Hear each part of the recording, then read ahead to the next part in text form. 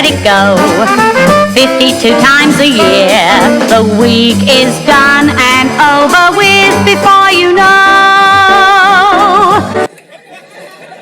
Thank you very much indeed. Hello, good evening and welcome. I am David Frost and this is That Was the Week That Was. Finally, after 60 years, the third series has finally arrived. After the first two series were cruelly cancelled by the BBC and the then Tory government under Harold Macmillan. And now to our first news story this week. Escaped cocaine hippos will be shipped to India and Mexico after wreaking havoc in Colombia. The Mexicans were overheard to say, "Thanks for the hippos, can we have the cocaine now?" In the Mail this week, Richard Madeley revealed he needed tongue surgery after a freak accident at home, finally returning to GMB after a 2-week absence. The tongue had a tendency to become loose, was forked and wouldn't stop flapping.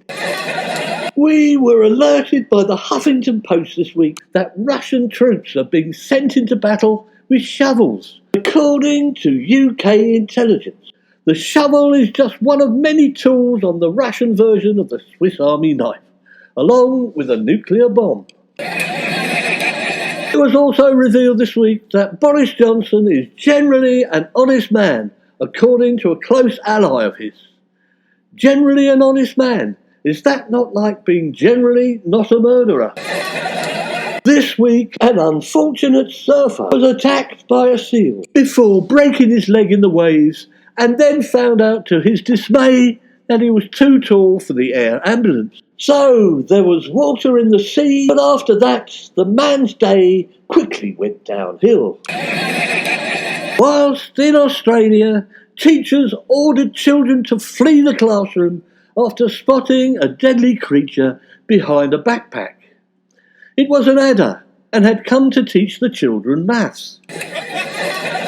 A report in the Mail showed that shining a red light on a man's genitals for 60 seconds could help solve erectile dysfunction. However, shining a flashing blue light on the same man's genitals usually got rid of an erection straight away.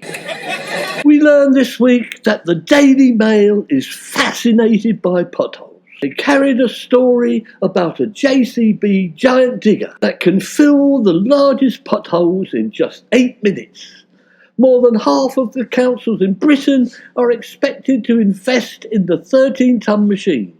So that's a giant digger that fills holes in the road whilst creating giant holes in council taxpayers' pockets. It's been a bad few weeks for ambulance chasers in the news. Metro News reported on a ghoul arrested for refusing to leave the scene of a triple fatal crash. His arrest was what police could only describe as an own ghoul. So, Colombia wants to move notorious breeding Pablo Escobar cocaine hippos to a new location. The Colombian government said cocaine hippos will hunt and kill hikers and climb trees. In fact, they're thinking about making a movie about them. It is also reported that cocaine hippos are like drug mules, the only difference being no one has been eaten by a drug mule and nobody has ever ridden a cocaine hippo. In the news this week in The Independent, we read that Elon Musk has bodyguards at Twitter HQ who even accompany him to the bathroom. So whilst Elon is unable to wipe his own arse, he is capable of wiping £1 billion off the value of Twitter shares. On a light-hearted note, the Telegraph reported about a 40-kilogram Carpathian shepherd dog who had to be put down after biting a police officer's bottom. The dog had to be put down as the vet thought that as he had bitten the policeman's arse, it had suffered enough.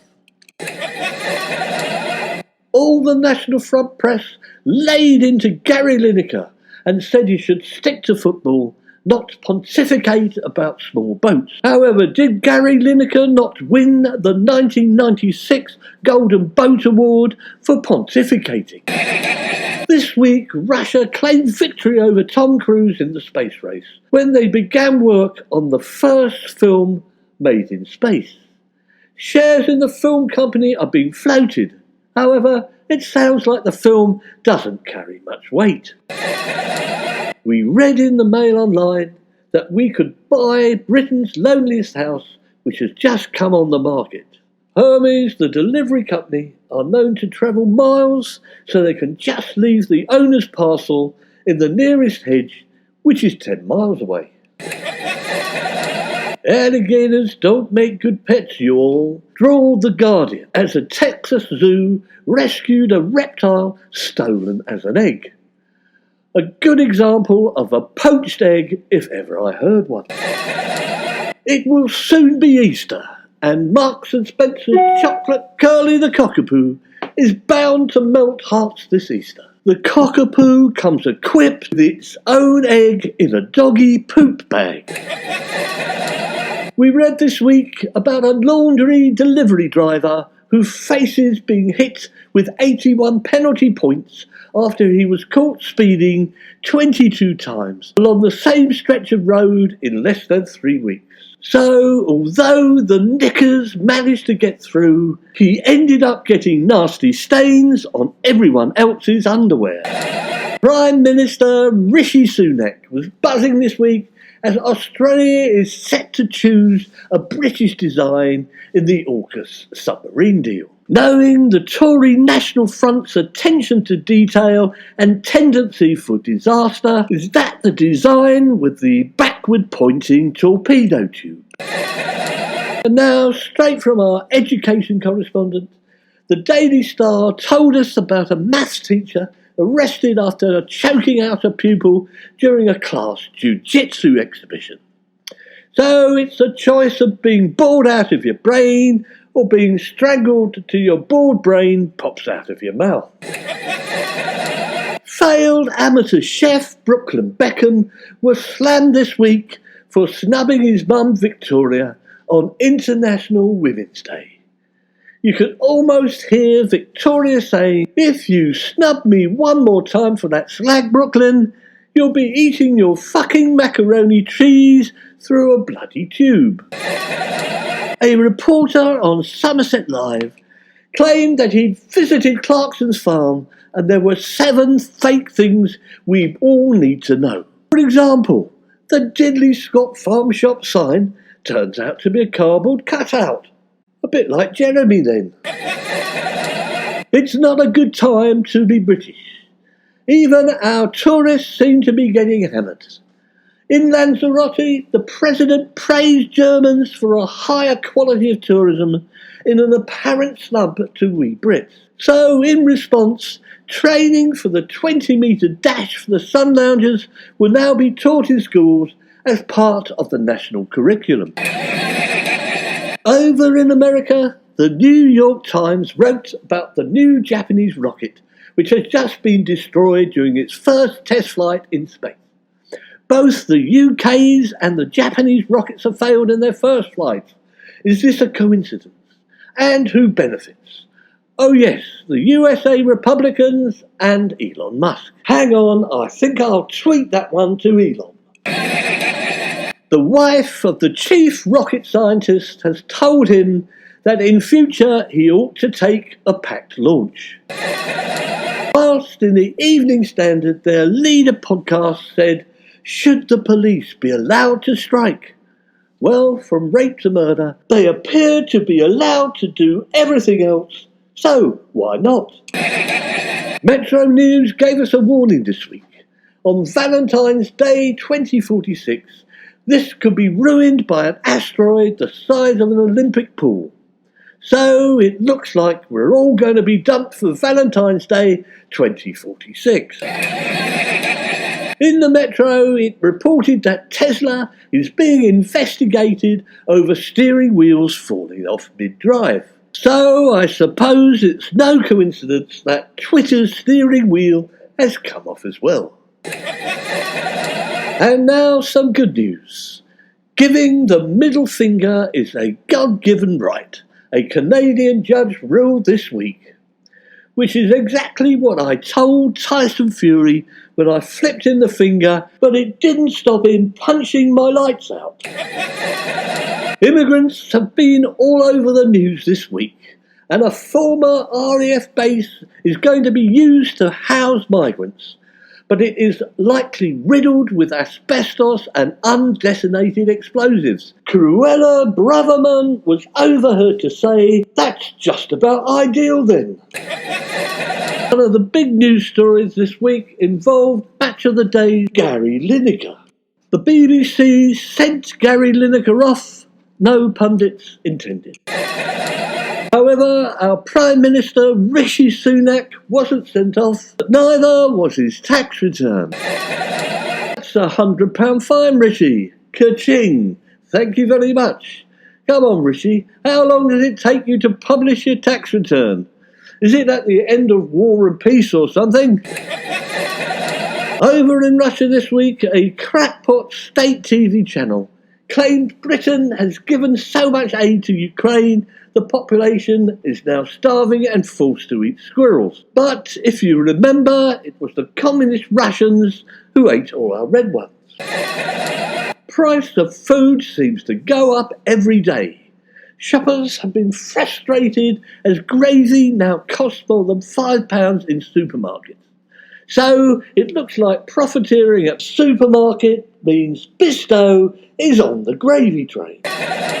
The ongoing saga of Match of the Day meant it would have no host on Saturday after contributors boycotted the programme over Lineker. If you think about it, what Gary Lineker and the BBC badly need is a good referee.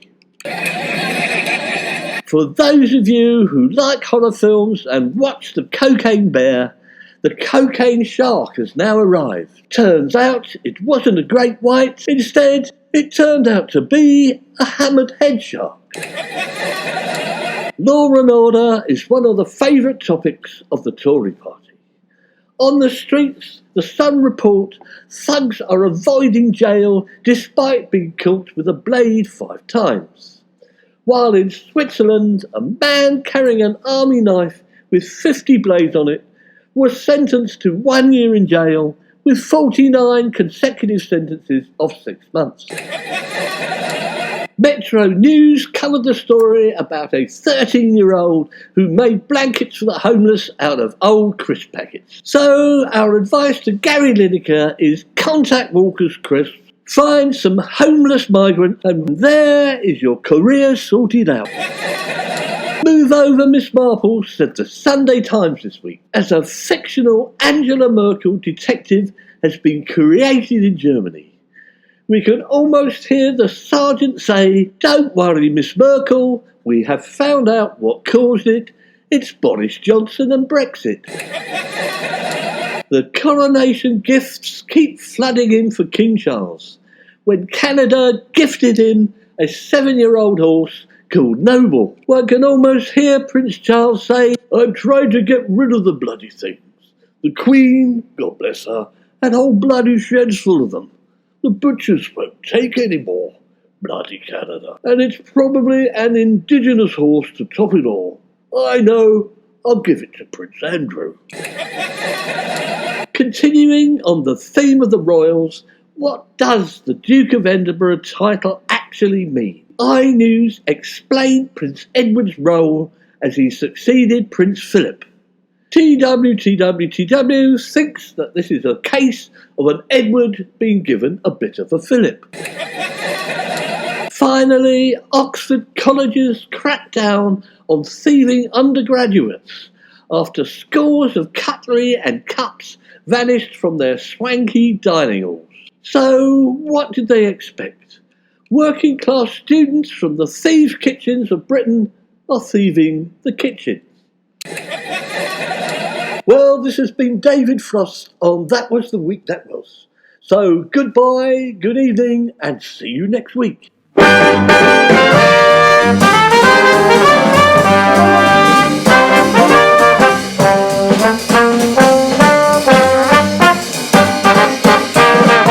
That was the week that was. It's over, let it go. 52 times a year. The week is done and over with before you know.